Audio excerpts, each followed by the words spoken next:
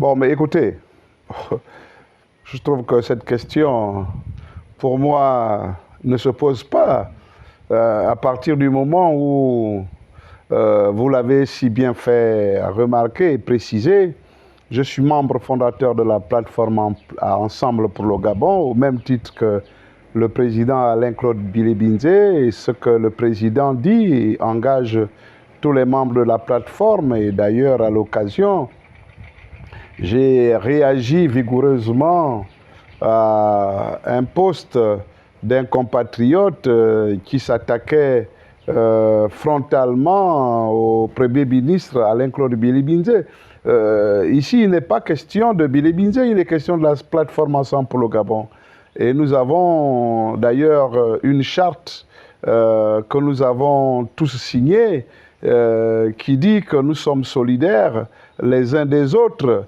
Le président Alain-Claude Bilibinze est solidaire de la plateforme comme nous sommes solidaires de lui et il n'y a aucun problème. Ce qu'il a dit nous engage tous. Ce qu'il a dit se résume en 7 points. D'abord, il faut dire qu'il y a un recul. Il y a un recul de la démocratie depuis la prise du pouvoir par les militaires.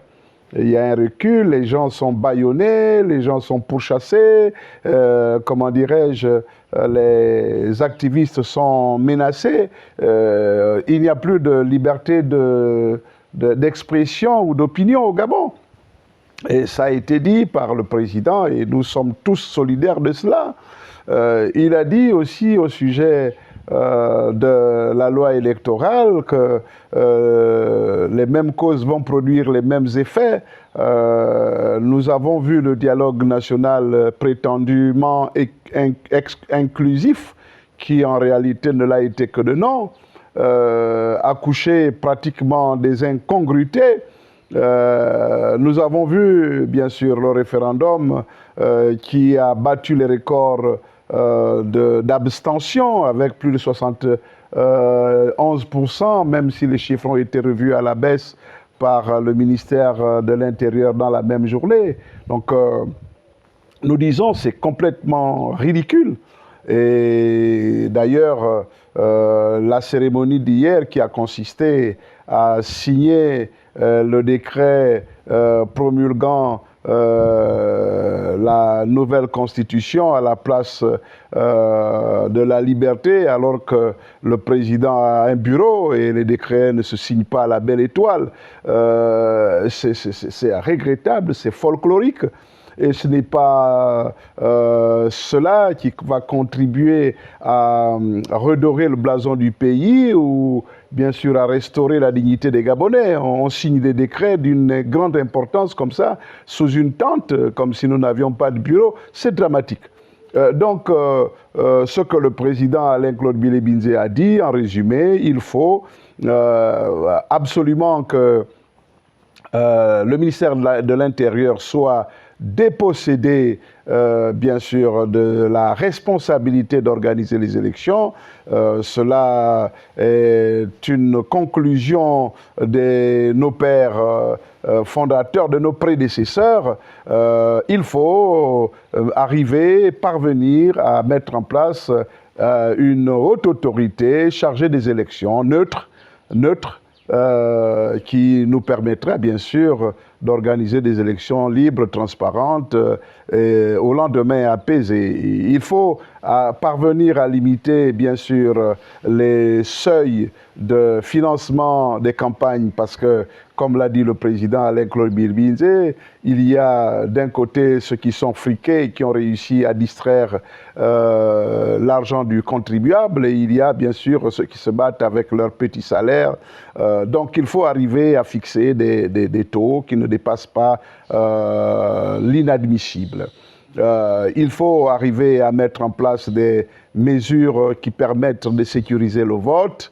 Nous avons vu les militaires désormais qui sont partie prenante, mais vraiment à tous les niveaux du processus électoral. Ils ne sont plus neutres, donc il faut Il faut leur retirer ce droit de participer en tant qu'arbitre.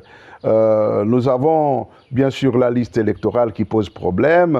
Il faut pouvoir remettre la liste électorale à plat et puis voilà, repartir sur des fondamentaux indispensables pour éviter les doublons, pour éviter les votes multiples. Voilà, je pense que ce que le président a dit est tout à fait faisable si les nouveaux responsables du pays veulent effectivement amener les Gabonais à vivre des élections apaisées. Non, mais c'est un leurre, le président de la transition, malgré sa volonté de faire vite, il n'y arrivera pas. Les élections à peine auront lieu en août 2025 parce que, vous savez, il faut quand même qu'on parle de la liste électorale. Il faut absolument parler de la liste électorale parce que là, nous avons des décès, nous avons des doublons, donc il faut toiletter la liste électorale. Ça, c'est un préalable. Il faut que le président de la transition accepte que le découpage électoral d'aujourd'hui n'est plus adapté aux réalités, bien sûr, de notre pays. Vous avez Libreville qui a plus de 400 000 électeurs, qui n'a que 23 députés. Et vous avez la province du Haut-Ogooué, pour ne pas la viser, qui a 100 000 électeurs, qui a 23 députés. Ce n'est pas juste. Ce n'est pas juste. La démocratie étant la représentation du peuple par le peuple, on ne peut pas avoir pour 100 000 électeurs 23 députés et pour 400 000 électeurs 26 députés. Ce n'est pas cohérent. Donc il faut absolument faire un découpage électoral. Et puis, vous savez, la province de l'Estuaire, non seulement, et j'ai vu une réflexion qui a été partagée, l'Estuaire, c'est désormais deux provinces. C'est le Grand Libreville et au ministère de la Santé, nous l'avons compris depuis longtemps, nous avons le Libreville Ovendo qui, bien sûr, s'est agrandi avec Akanda et Toum, c'est le Grand Libreville. Et puis, il y a les départements du Komo-Monda, plutôt de la Noya, du Komo-Kango et du Komo-Océan, qui sont absolument, eux aussi, des départements qui participent à l'explosion démographique dans la province de l'Estuaire traditionnelle. Donc, c'est injuste d'aller aux élections en sachant que, mon Dieu, d'abord, la liste n'a pas été revue et on n'a pas d'organe indépendant pour gérer les élections. Et puis on n'a pas réglé les questions de découpage électoral. C'est mettre la charrue avant les bœufs, mais nous savons ce que le président de la transition envisage de faire. C'est passer par la force, comme c'est un militaire, il est habitué à la force, de passer par la force pour s'installer durablement au pouvoir. Nous le savons, mais je pense qu'il n'y parviendra pas. Le président de la plateforme Ensemble pour le Gabon a dit exactement l'idée de la plateforme. Je suis membre de la plateforme, j'adhère complètement aux propos du président Alain-Claude Bilibinze, sans retrancher le moindre tiret. C'est ce qu'il a dit, et vous vous adressez à un médecin, vous ne pouvez pas raser les têtes de plusieurs compatriotes avec une seule lame de gilette. Vous exposez ces gens-là à des infections aussi dramatiques que le sida, il faut le dire, franchement. Je pense que le président de la transition n'est pas fier de lui et il n'est pas fier de ses militaires. C'est pour ça qu'il ne faut pas laisser le pouvoir aux militaires.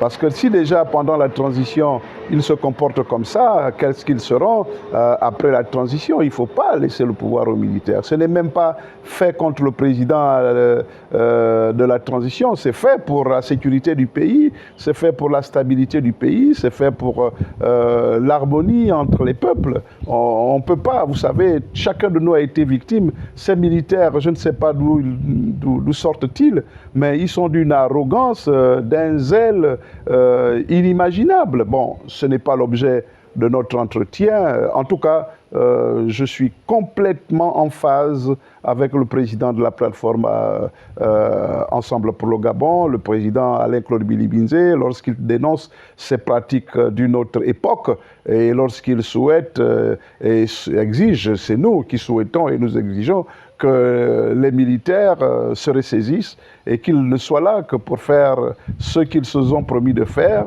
c'est-à-dire restaurer la dignité des Gabonais, ce n'est pas ça, c'est-à-dire restaurer les institutions. On ne voit pas, il y a au contraire là vraiment des institutions qui préparent une monarchisation du pouvoir. Et puis, c'est remettre le pouvoir aux civils, on ne voit pas, parce que là, il est en train de se préparer, bien sûr, pour être candidat, et puis noyauter tout le monde, corrompre tout le monde, comme ça a été fait pendant le référendum. Nous avons des chiffres.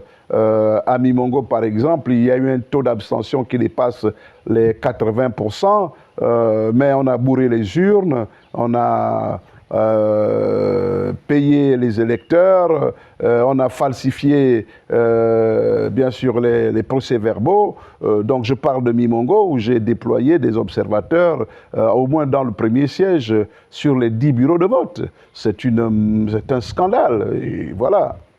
Bon, écoutez, ma démission, j'ai dit suffisamment sur ma lettre, même si certains de mes amis m'ont suggéré de ne pas tirer à boulet rouge sur nos amis. Mais je n'ai tiré à boulet rouge sur personne. J'ai dit simplement que je partais de là avec un cœur meurtri. Vous ne pouvez pas vous battre pour un idéal et puis vous retrouver avec des gens en face de vous qui sont complètement obnubilés par le pouvoir personnel. J'ai dit au secrétaire général du Parti démocratique gabonais qu'elle est illégale, qu'elle a été placée de manière absolument farfelue par des extraterrestres. J'ai dit qu'elle n'avait pas à soutenir, du moins le bureau actuel n'avait pas à soutenir les gens qui les ont chassés du pouvoir. J'ai dit qu'elle ne devait pas soutenir une constitution qui divisait les Gabonais. J'ai dit que le bureau en place aujourd'hui est incapable de réfléchir sur les raisons profondes des démissions en cascade parce que ce bureau manque de courage et de sincérité. Je l'ai dit sur la lettre dans la lettre que j'ai postée hier, un peu pour répondre à la signature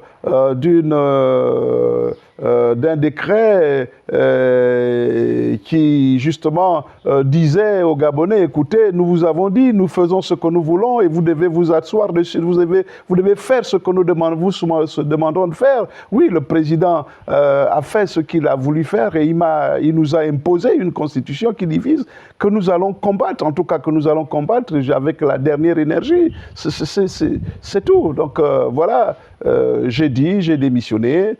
C'est dommage, c'est un parti qui a encore beaucoup de choses à offrir aux Gabonais, mais avec des gens comme les dirigeants actuels qui ne sont même pas soucieux de remettre les choses à plat et de partir sur des meilleurs bas. Vous allez voir, le Congrès qui a annoncé va simplement confirmer ce que nous voyons aujourd'hui, peut-être des vice-présidents, peut-être les mêmes secrétaires généraux. Donc voilà, nous avons décidé et vous faites ce que nous avons décidé et puis c'est tout. Voilà, c'est inadmissible dans un état de droit démocratique. J'ai la culture des partis. D'abord, je suis dans cette affaire depuis 2002, où j'ai posé personnellement ma candidature aux élections législatives à Mimongo et j'étais sous la bannière de mon association qui s'appelait Tsopu en 2002. Et donc, nous avons eu en 2006 une invitation du président Omar Bongo Ondimba à intégrer, bien sûr, les rangs du Parti démocratique gabonais et donc de dissoudre en quelque sorte notre mouvement, qui était un mouvement, bien sûr, départemental, mais qui avait beaucoup d'ambition. Et nous avons rejoint donc le Parti démocratique gabonais en laissant tranquille de côté notre association, entièrement le Parti démocratique gabonais. Et puis, bon, nous sommes restés et on nous a... le président Chambrier, à l'époque, avait souhaité que je devienne membre du bureau politique, ce qui n'a pas été possible. Bon, écoutez, j'ai accepté de m'aligner. On m'a dit d'ailleurs la semaine dernière que je n'ai même pas pu être membre du Conseil national, mais ce n'est pas grave. En 2016, j'ai voulu... En 2009, j'étais candidat à la candidature aux élections présidentielles pour le compte du Parti démocratique gabonais. Quelques mois après le décès du président fondateur de notre parti, nous avons eu droit à des élections, à des primaires. Bon, ce n'était pas vraiment des primaires, c'était une sorte d'oral. On m'a fait comprendre qu'il y avait déjà un candidat et que c'était Ali Bongo Ondimba. Bon, je me suis aligné.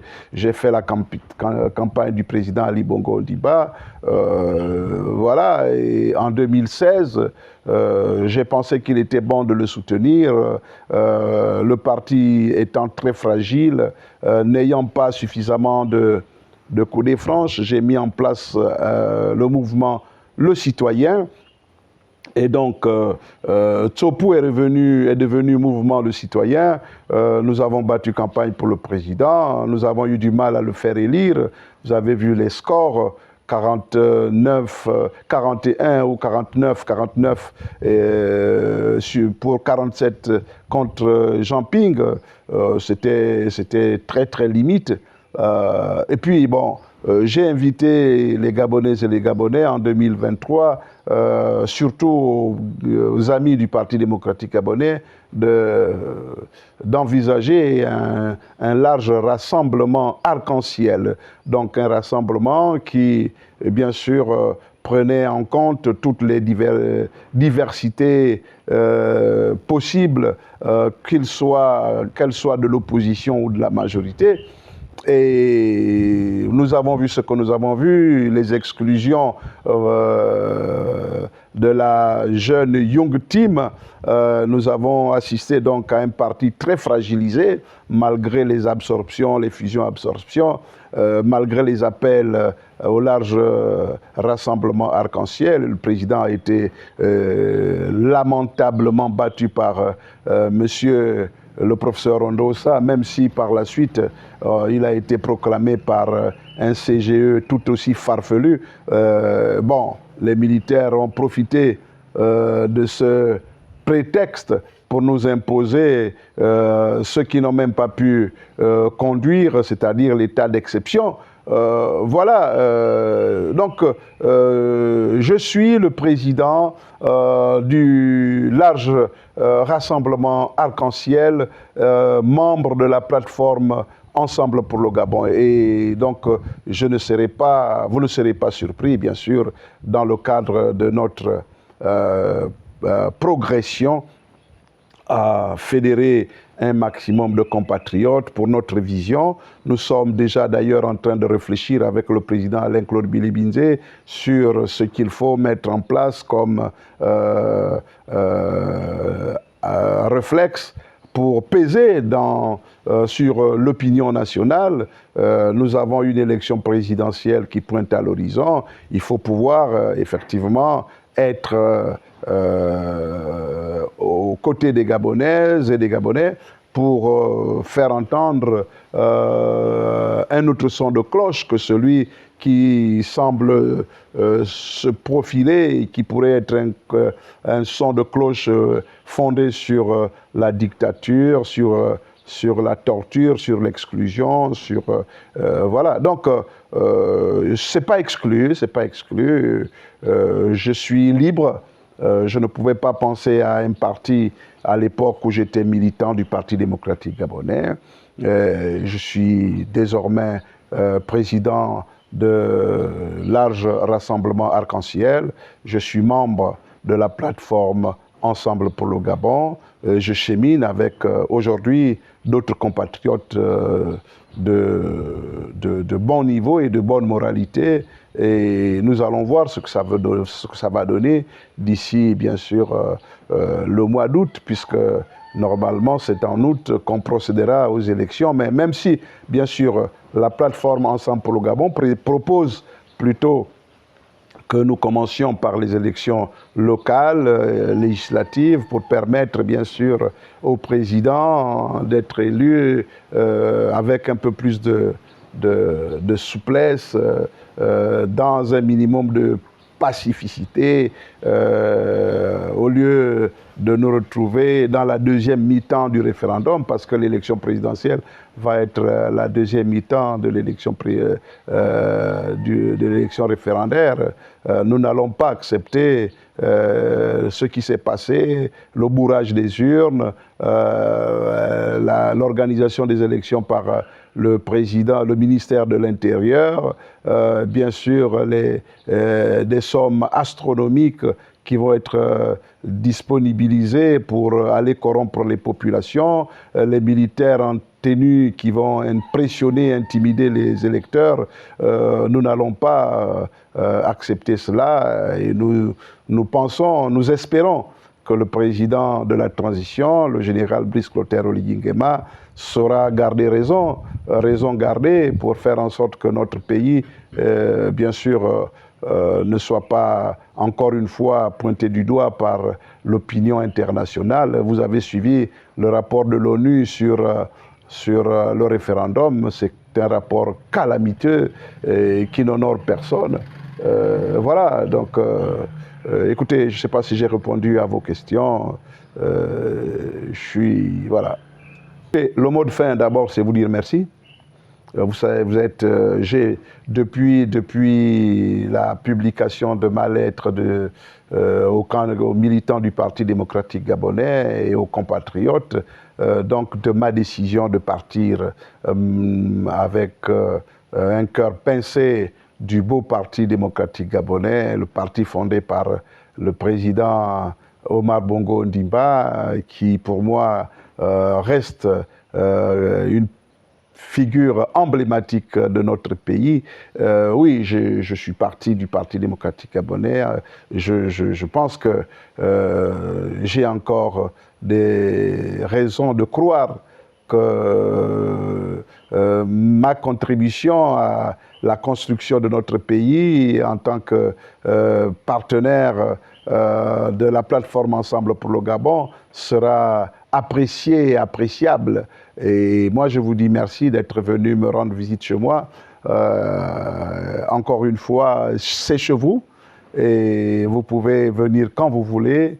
Nous devons travailler permanemment pour faire en sorte que la voix d'Ensemble pour le Gabon soit mieux audible, écoutée, entendue. Surtout que les Gabonaises et les Gabonais ne se focalisent pas sur la personnalité d'Alain-Claude Bilibinzé. Ce n'est pas Alain-Claude Bilibinzé qui est le problème. C'est Ensemble pour le Gabon qui est un problème. Nous avons décidé ensemble, avec bien sûr le président Alain-Claude Bilibinzé, de défendre la République. Nous avons décidé avec le président Alain-Claude Bilibinzé de veiller à ce que les acquis démocratiques soient préservés. Nous avons décidé ensemble avec le président Alain-Claude Bilibinzé que, bien sûr, la transition, cette belle transition, n'échoue pas, qu'elle permette au Gabon, bien sûr, de réparer les plaies, qu'elle permette au Gabon de se lancer vers une vision prospère. J'avais écrit au président de la transition, le général Brice Clotaire Oligui Nguema, pour lui dire que son slogan n'est pas approprié. C'est enfin notre essor vers la félicité. Ce n'est pas ce qu'on voit, raser les têtes des Gabonais, faire en sorte que les Gabonais fuient leur pays. J'ai vu notre frère Opianga barbu, je ne sais pas dans quel... vous savez, j'ai pas j'ai pas dormi ce jour-là. Parce que ce n'est pas le procès d'Opianga qu'il faut faire, c'est le procès de la gouvernance du président Brice Clotaire Oligui Nguema. Je crois qu'il ne faut pas aujourd'hui profiter des quelques incompréhensions pour régler les comptes à ses amis d'hier. Ils ont fait le coup d'État ensemble finalement et ils doivent se supporter jusqu'après la transition. Et moi, je connais pas, je suis pas le parent d'Opianga, je ne connais pas Opianga, mais je m'opposerai absolument à ce qu'un autre Gabonais, ou même ceux qui ont mis le Gabon dans cette situation, cette coupe réglée, soit traité autrement qu'en respectant leurs droits. Donc, moi, M. Opianga ou un autre, je vois les gens rigoler sur Opianga. Moi, j'ai pas. Chacun de nous a une histoire. Et l'histoire de M. Opianga ne m'intéresse pas. C'est l'histoire de l'état de droit, l'histoire des droits des citoyens. C'est ça qui m'intéresse. Parce que ce qui arrive à Opianga aujourd'hui peut m'arriver demain. Vous savez, lorsque vous avez une histoire qui remonte à 30 ans et qu'on vous la remette qu'on vous la réchauffe, écoutez, question des mœurs, je ne juge pas M. Opianga sur les questions de mœurs. Je ne juge pas M. Opianga sur les questions de mœurs. Je ne juge pas M. Opianga sur le rôle qu'il a joué dans les diverses situations traversées par notre pays. Je ne le juge pas. Je vois M. Opianga, j'allais dire, poursuivi de manière, entre guillemets, poursuivi, je ne dirais pas de manière injuste, mais quand même de manière musclée. On a vu la garde présidentielle, la garde républicaine aller défoncer chez lui. Je pense que c'est pas digne d'un état de droit. Et je pense qu'il faut appeler, avec force et détermination, le président Brice Clotaire Oligui Nguema pour dire que ce n'est pas le bon chemin. C'est pas le bon chemin. Les militaires ne doivent pas profiter de leurs armes pour terroriser les autres. Les militaires ne doivent pas profiter de leur situation pour, je veux dire, influencer les autres, créer tout le trouble. Monsieur Brice Clotaire Oligui Nguema, ancien aide de camp des présidents précédents, sait que la sécurité, la dignité est quelque chose de non négociable. Et je ne lui souhaite pas ce que vit M. Opianga, mais même pas à un de ses proches. Laisser sa femme, ses enfants, laisser ses affaires, laisser ses parents, c'est difficile, c'est difficile. Je connais le père de M. Opianga sans le connaître lui-même. Il est d'un certain âge. C'est un policier, un capitaine de police à la retraite. Je connais le maire César Opianga. Je connais le colonel, le grand frère de César Opianga, qui est mon collègue, qui est médecin militaire, qui est cardiologue. Je pense qu'ils vivent ça très mal. Et je veux leur dire, bon, écoutez, les voies de Dieu sont insondables. Il faut rendre grâce à Dieu en toutes choses.